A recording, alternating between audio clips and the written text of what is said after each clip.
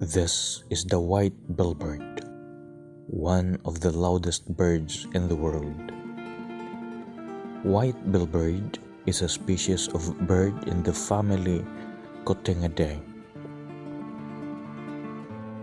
They live in mountainous regions in the Amazon of northern Brazil. White bellbird have a long black worm-like appendage that falls from the top of the beak and dangles down a few inches.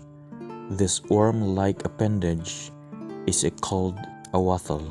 According to a study published in 2019, the white bellbird make the loudest mating call ever recorded for birds, reaching 125.4 decibels, which is louder than a chainsaw and a rock concert, and 3 times louder than the next bird in the pecking order, the screaming pia, with 116 decibels. Those levels are also considered unsafe for human hearing. Just listen to this.